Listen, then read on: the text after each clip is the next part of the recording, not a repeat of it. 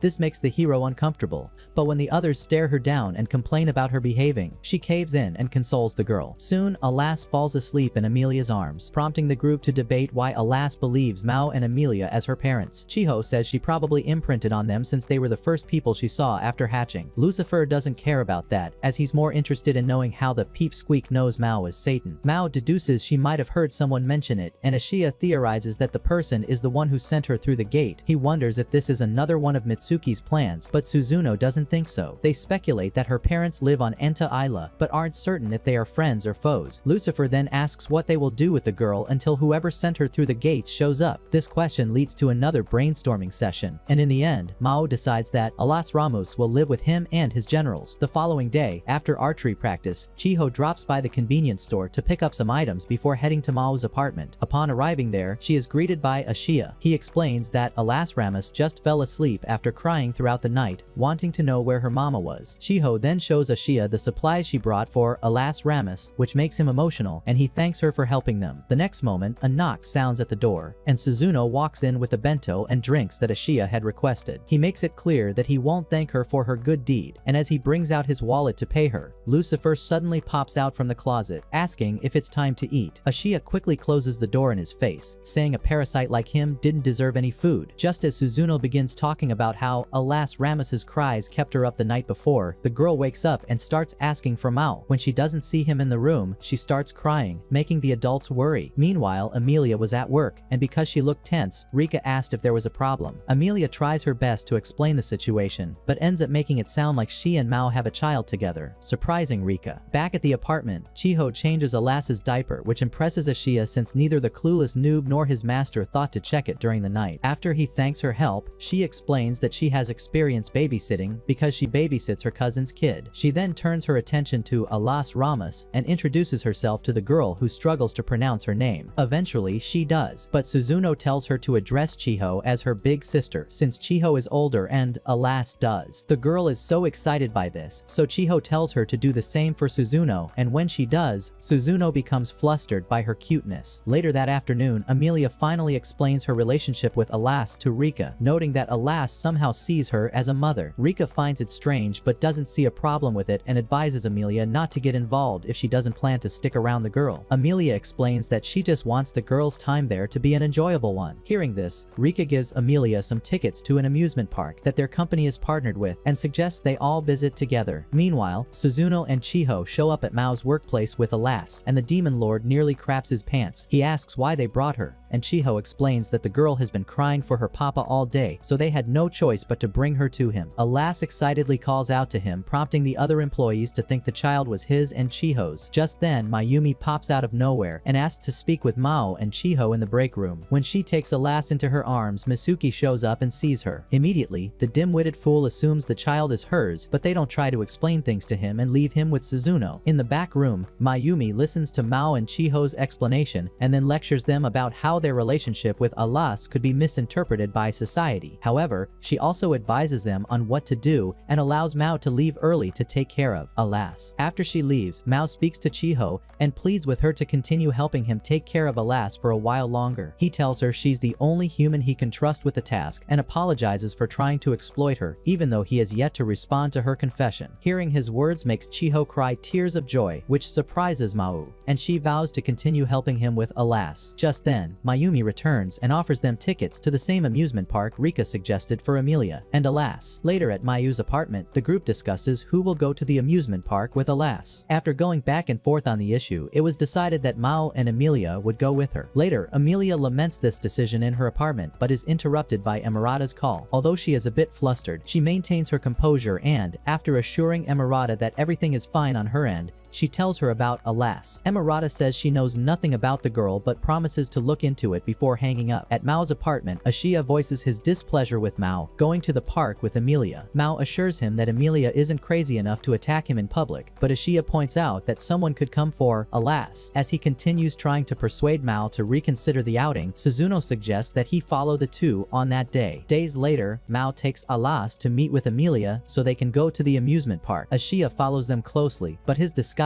makes him stick out, and when Chiho sees him, she calls him out for it. He asks why she's there, and she explains that Suzuno filled her in on the situation, so she's come to help him. As they are discussing, Rika shows up, and when they ask why she's there, she explains that she couldn't resist observing how Amelia and Mau's date would go. Meanwhile, near a withered tree in Ente Isla, a robed man accompanied by soldiers passes through the gate to Earth, and Lucifer senses it. At the amusement park, Amelia and Mao visit a store to buy Alas a hat, and while there, Amelia asks Mao how long he intends to look after Alas. He replies that he will continue to look after her until she grows up or her birth parents arrive. This leads Amelia to question whether he would return to Ante Isla to help his demon army. To her surprise, Mao admits that he has long abandoned that idea and says that he's sure his army was wiped out a long time ago. After they left the store, Ashia, who was still watching them with Rika and Chiho, rushed to check the price of the hat Mao bought. He nearly had a heart attack. Unaware of their broke status, Rika asks why he looks like he's seen a ghost, and Ashia responds that he's fine. Later, as Mao, Alas, and Emilia walk around, Emilia is lost in thought, but her thoughts were soon interrupted by Mao. They then go to purchase the tickets, and when the show starts, Alas and Mao are excited. However, when someone is pushed off the stage, Alas begins to feel sad. She talks about her friend getting pushed from somewhere, and suddenly, the crescent mark appears on her forehead again. Mao quickly covers it with her hat, and they decide to take her outside to find out what the problem is. Outside, they place Alas on a bench, and Emilia notes that she doesn't have a fever but thinks she should still have a cold drink, just in case. While Mao goes to fetch one, a woman dressed in white approaches Emilia and inquires if everything is alright. Emilia explains that Alas doesn't feel well, so the woman holds up her hand and uses her ring to help Alas, which makes Emilia wary of her. Seeing this, the woman assures Emilia that she is not their enemy. However, when she calls Alas by her name and says she's glad she grew up well, Emilia becomes more defensive. The woman then warns her to be careful, saying that the real enemies have already realized that Alas possesses one of the Yesod shards. She also warns that Gabriel and his heavenly regiment are on the move, but before Emilia can question her, Mao calls her name. By the time she returns her attention to the woman, she sees that she's gone. So when Mao arrives with the bottle of water, he is unexpectedly punched in the face by the angry Emilia. After she's done scolding him for letting her lose sight of the woman, they make their way to the Ferris wheel. Ashia and the girl soon show up and continue tailing them after losing sight of them because Ashia had to make a quick stop at the bathroom. Before getting on the ride, Mao's group has their picture taken, which Emilia disapproves of. While they are boarding, Rika's group arrives, but Chiho is separated from them because she goes to help an elderly lady and her grandson buy tickets. On the ride, Emilia inquires about the mark on Alas's forehead because she noticed that Mao recognized it. From their car, Ashia laments not being able to hear what Emilia and Mao are discussing, but his attention is soon drawn to Rika because he notices that she seems distracted. When he asks what the problem is, she claims she's upset about leaving Chiho behind, but in reality, she is secretly freaking out about being alone with him, as she suddenly realized she finds him attractive. Back in Mao's car, Emilia insists that he answer her questions, so he takes a trip down memory lane. According to him, before he became the Demon King and united the demon realm, it used to be a violent place where demons engaged in mortal combat daily. One day, one of those muscle-headed demons attacked his clan and wiped them all out in the blink of an eye. Mao was the only one left, and as he stared at his parents' lifeless bodies, an angel showed up. He weakly tried to attack her and got beaten up, but surprisingly she let him live and even took care of him. While his wounds healed, she talked to him and taught him so many things. Mao found it weird that an angel would save a demon, so he questioned her motives, and she said it was because he was the first demon she'd ever seen crying. On the day she disappeared, she told him about the human realm and gave him a moon-shaped crystal, which she asked him to plant and cultivate to learn more about the world. After his story, Mao asks Emilia how Alas came back to normal, and she explains her encounter with the woman. She tells how the lady cured Alas, and also mentions what she said about Gabriel coming after the shard of Yesod. This revelation prompts Mao to karate chop Emilia's head,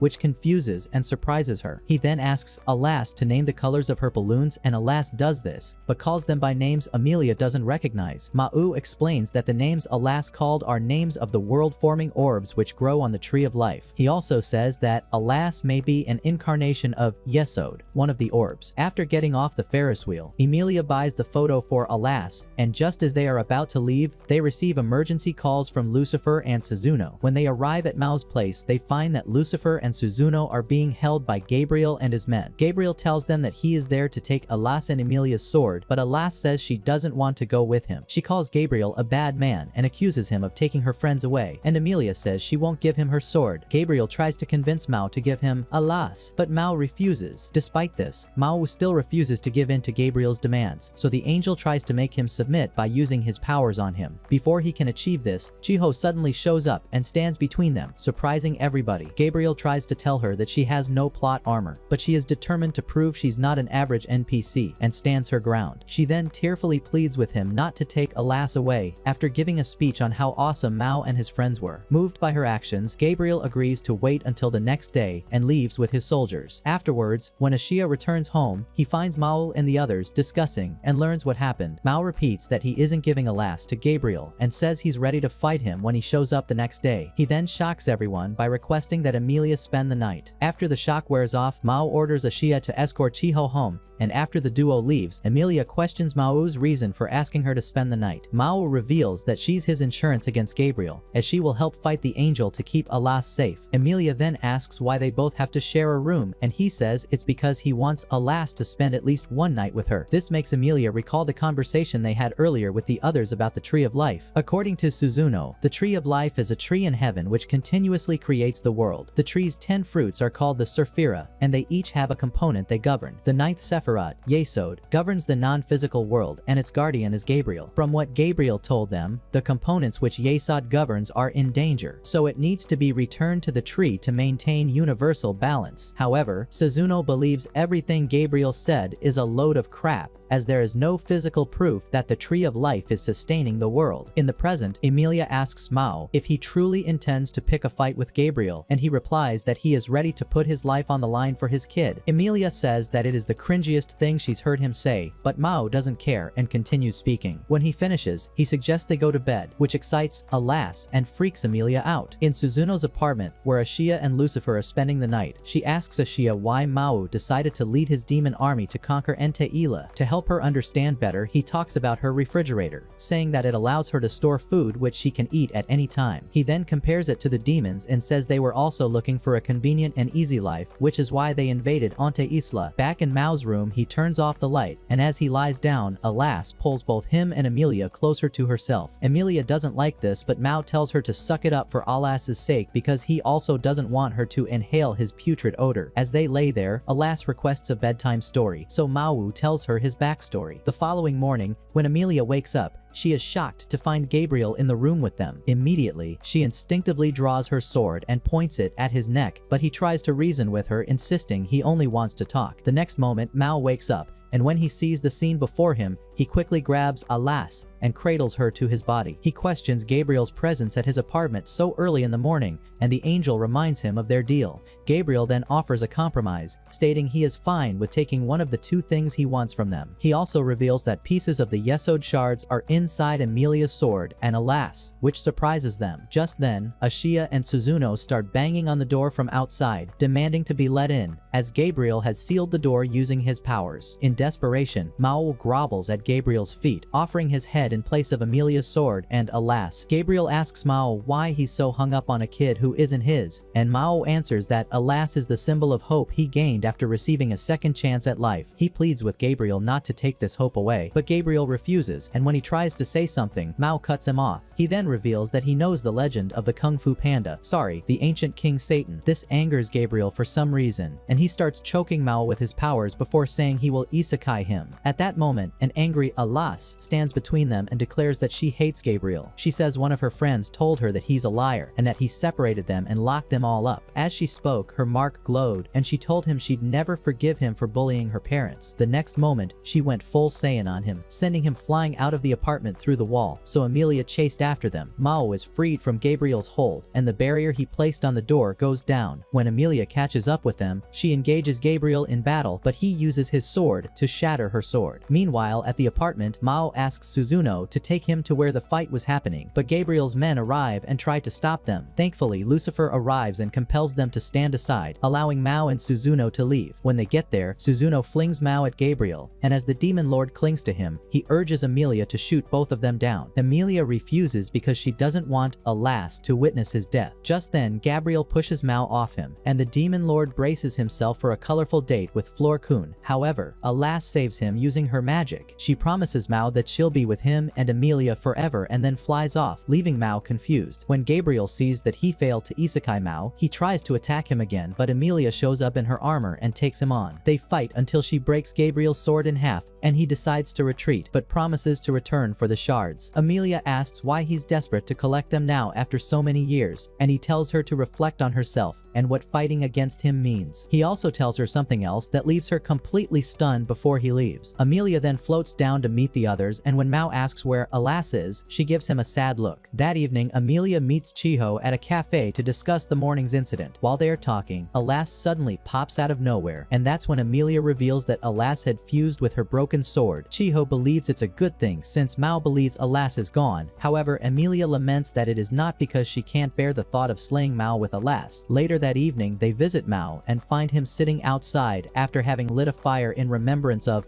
Alas, whom he believed to be lost forever. Feeling sorry for him, Emilia brings Alas out, making Mao happy beyond words, and he takes her inside to have dinner. That night, Gabriel meets with Mitsuki and they discuss his failure to retrieve the sword and Alas. Gabriel also complains that he doesn't know where the third piece is, but Mitsuki says it is with Layla, the person who originally stole Yesod and who also happens to be Amelia's mother. Weeks later, Mao is sitting alone in the dark break room of his workplace, laughing like a maniac until Chiho comes in and turns on the light, startling him. It turns out that he was secretly admiring pictures of Alas and didn't want anyone to see him being a complete girl dad. Ignoring his creepy behavior, Chiho informs him about the meeting they were having. During the meeting, Mayumi reminds the staff about the closure of the restaurant for renovations. Mao is shocked to hear this, because on the day it was first announced, he was all depressed over losing Alas, so he wasn't paying attention. That evening, when Mao returns home with Chiho, they meet Suzuno and Amelia taking things out of Suzuno's apartment. Mao asks Suzuno if she's moving out, and she hands him a notice from the landlady. After reading it, he learns that they are to temporarily vacate the premises until the apartment complex is fixed. Mao is shocked by this news and rushes into his apartment to speak to Ashia and Lucifer, but finds them lying on the floor. It seemed both of them were still in shock after learning about the notice, and Mao made things worse by informing them about his temporary unemployment. Eventually, after they stop being overly dramatic, Ashia shows Mao the package the landlady sent to them 2 weeks ago. Amelia opens it and discovers a videotape inside, and since none of them owned a VCR, Chiho suggested going to her place to watch the tape. At Chiho's house, they meet her mother, and after exchanging pleasantries, they go to the living room to watch the video left by the landlady. In the video, she apologizes for the inconvenience the repairs will cause and tells them about her niece in Chiba. She says the girl runs a beach shack and needs some extra hands, so she suggests they go work for her in exchange for room and board while the repairs are ongoing. A phone number is provided, so Mao contacts the girl, and they agree on when they will start and a mouth-watering wage. After hanging up the call, Mao tells Amelia, Chiho, and her mother what was agreed upon, and Chiho voices her concerns about having Lucifer work since he is the epitome of laziness. Later, when Mao and Amelia return to the apartment complex, they inform the others about the arrangement. As expected, Lucifer complains, but after Suzuno and Amelia call him out for being a useless freeloading bum, he agrees to go with them. Back at Chiho's place, her mother lets her know that she's aware of her crush on Mao,